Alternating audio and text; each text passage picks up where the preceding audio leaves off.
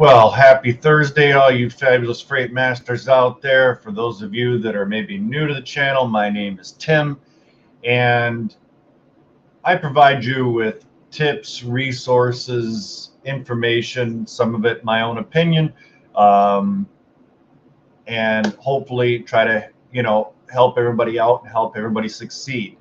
Uh, Before I get started, I want to thank everybody for liking, sharing, subscribing. Again, don't forget to hit that bell notification. And if you're not already a member of our Facebook group, there is a link for that down below. Okay.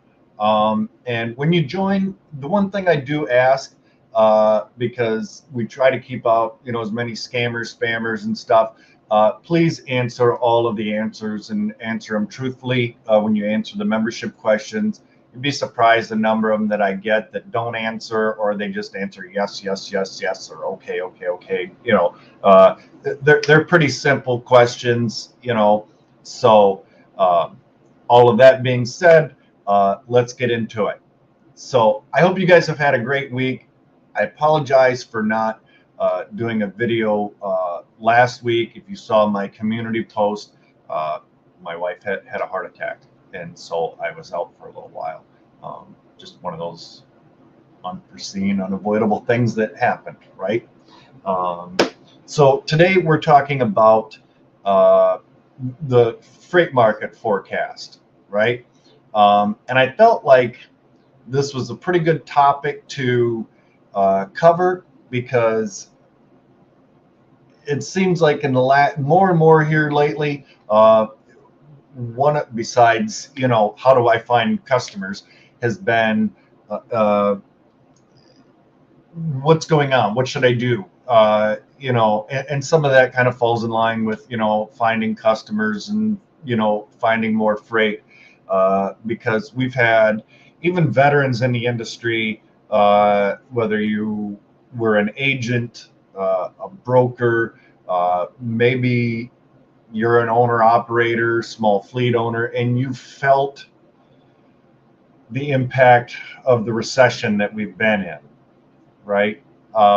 And so again, a lot of this stuff is for brokers and carriers, right? A lot of the information that I put out, again, tips, resources, and things to help everybody succeed, because we typically go through a ebb and a flow about every 3.5 years, right, where the market tends to kind of dip down.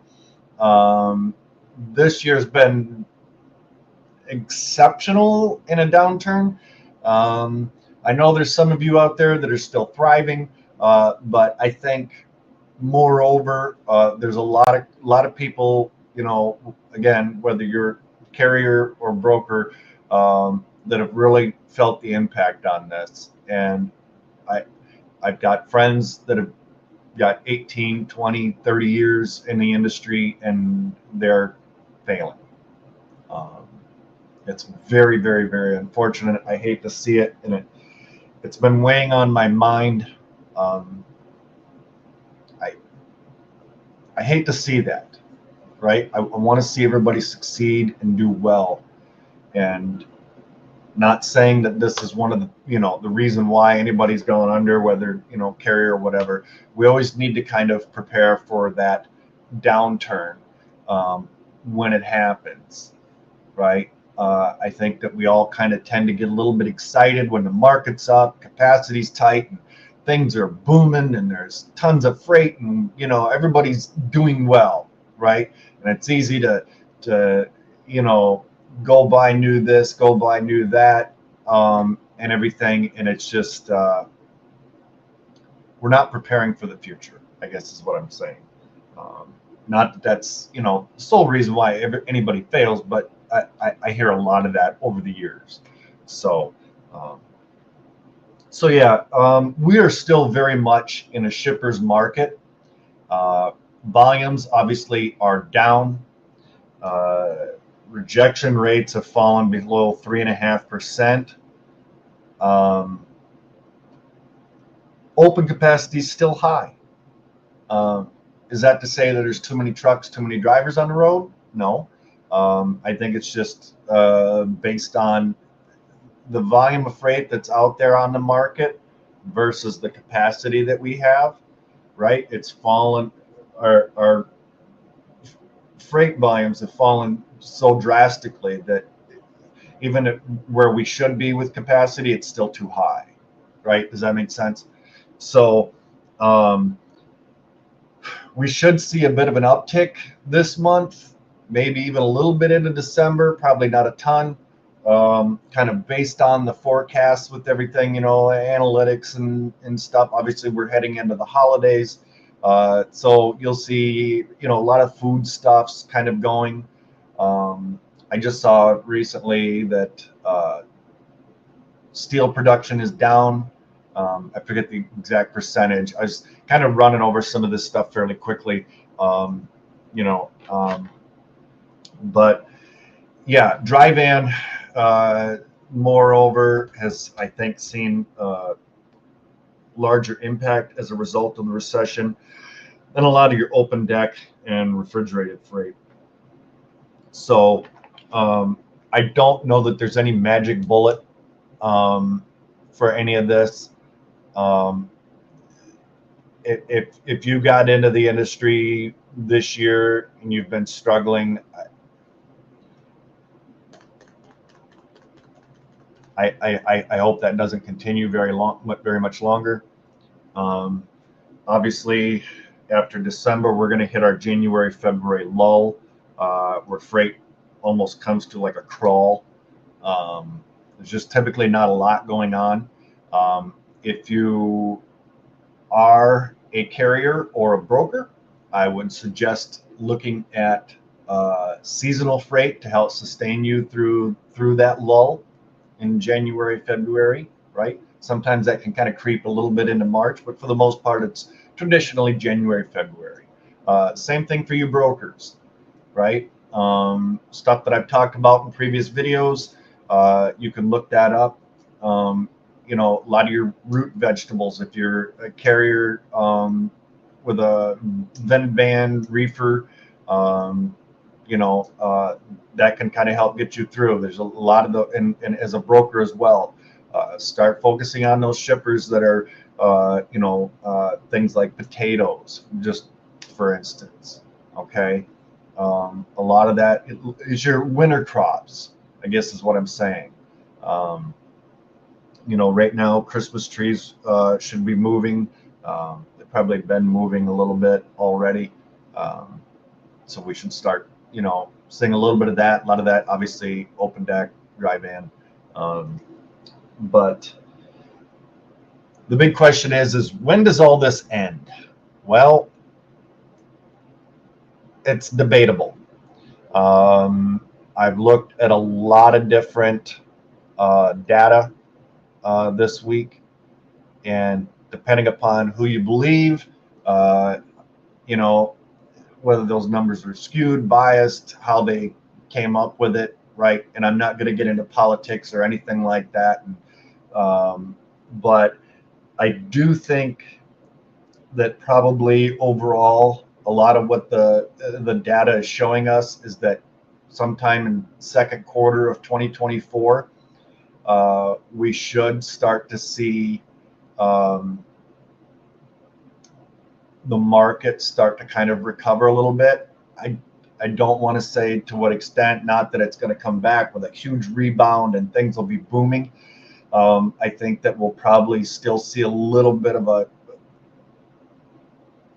it'll still be a little bit of a shipper's market in second quarter, but not to the severity that we've seen this year. In fact, I was just looking over one of my customers that I haven't moved a load for them since February 25th, I think it was. That particular shipper has been buying up their own trucks, trailers. This is just a for instance type thing. And they basically just throw their little overflow loads out there. Their rates are flat out garbage. What we used to get $1,800 on a particular lane that we were running for them, now it's $900, right?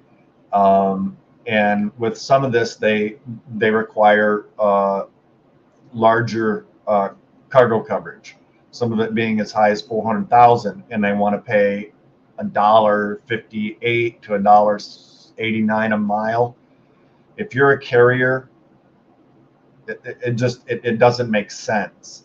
But they know that they've got these shippers. A lot of them know that they've got everybody kind of over a barrel, right? And right now, brokers and carriers are more or less fighting for their little sliver of the pie, right? It's just like with what we saw with Convoy, right? Margins are, they weren't making the margins that they were prior to the recession. I mean, it's not the only contributing factor. Sorry, I'm having a hard time talking today, but it was a big one. And I think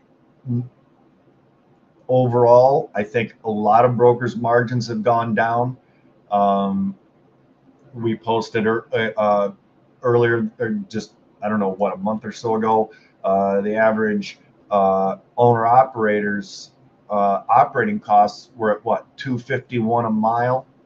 If you were a new owner operator, and you financed your truck, your trailer, and everything. So essentially, looking on that lane that I just brought up as an example, at $1.89 a mile, that doesn't even cover your costs, right? So I'm hoping that this truly does come to fruition and we see the recession start to kind of go away, second quarter of 2024. Again, there's a lot of different data out there, depending upon who you believe. But I think, moreover, most places that are providing that data, that's what they're saying, is that, in the second quarter of next year is when we should start to see a little bit of an uptick, kind of coming back around. Of course, we're going into an election year. Again, I'm not going to get into politics. It's not what this channel's about, but we've seen fuel kind of go down just a little bit here recently, right? So, but I hope for those of you that can hang on that long, I hope you can, right? We're all out here struggling. Even my margins have gone way down, not that I was always a big one on margins. I typically always had plenty of freight, but when, again, and unfortunately, I would actually list this shipper for you because they're a big company. But it's a shipper's market. Volume down, open capacity is still too high for the amount of freight that's out there. And that's primarily why we're seeing rates and things the way they are. And everybody's kind of scrambling, and hopefully, we can pick up enough before we hit that January, February lull. And like I said, start looking at your seasonal freight.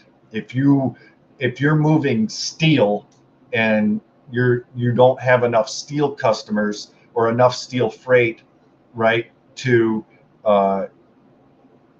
keep you going, then maybe diversify your portfolio. Be more active with your prospecting. And this goes for you carriers as well, right? Go out and get your own customers if that's what you feel like you need to do. I think a lot of you are going to see exactly what brokers are getting paid. You'd be surprised the amount of freight that I don't even offer, because it's insulting, right? It's truly more of a headache than, not only to me but to my carrier following, to deal with. And I'm just not going to contribute to a shipper's market. I absolutely refuse to. Now, those shippers that are still wanting service, they're putting that primarily over price. And this is why, not to get off track, this is why I've said this before, even in previous videos, when you're a new broker or agent, don't let yourself get focused on price, right? And this was something that happened to me when I first got into the industry and I took my training, was, well, just reduce your price, just drop your price, and at the time, we had plenty of capacity, right, when I got in my first year into this. And so, you know, were brokers able to do that? But I think that's a bad habit to get into. You know, it truly is. Don't do it. And I know that a lot of shippers are pushing for price right now. Um, you really kind of need to evaluate your prospects, right? And I talked about that in previous videos and things. And so you can go back and watch that. Otherwise, this will turn into a 5-hour episode, right? You guys don't want to listen to me for 5 hours, I'm sure of it. You have better things to do with your day. But I would say probably, you know, to get everybody through till, you know, we do hit that bit of a rebound in second quarter, I would say you know, especially if you're not moving much freight, start, you know, rather than sitting back and getting upset about it or depressed, I would say really truly start reaching out to prospects, you know. And it's okay, this is almost upsetting to me, and not to get off on a tangent, but I've actually kind of I check out other channels, right, that are similar to ours.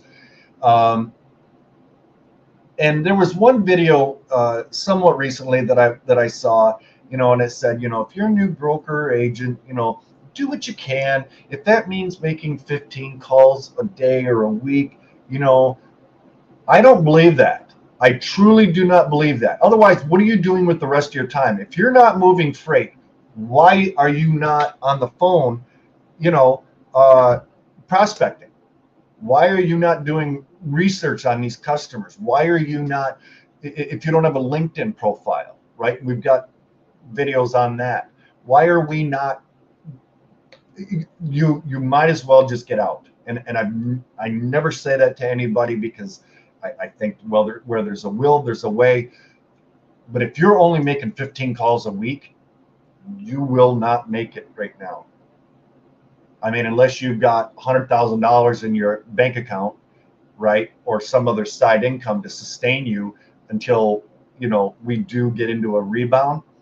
I think that we need to constantly be prospecting and preparing now for tomorrow, right? And if that means making 100 calls, 150, I know agents and brokers that when they first got into this, and this is even when the market was better, they were making 250, 300 calls a day, right? And if you're new to cold calling and prospecting and things, the more you do it, the easier it gets. It's like anything, repetition, right? And you might realize, okay, what I do for me may not work for you when I prospect, or at least my sales pitch, right? Everybody kind of has to find their own way and be unique, that and separate ourselves from the rest of the pack. This is again why I'm not a big fan of scripts. I do think that if you're brand new, scripts can be helpful, and it will help at least kind of guide you in the right direction. And as you make those phone calls and sending out those emails, you'll learn to tweak that a little bit and make it your own, to where you don't even need that script anymore, right? Excuse me. And then that's what inevitably will end up setting yourself apart, right? And the other thing we always say is to under promise and over deliver. And it doesn't matter whether you're a broker, load thrown at me kind of last minute the other day. And I worked on it till after 9 p.m. until I finally got it covered, right? And it seems kind of ridiculous, especially with the market being what it is. But I was truly kind of going back and forth with the customer, because they had a set rate on this load, which was,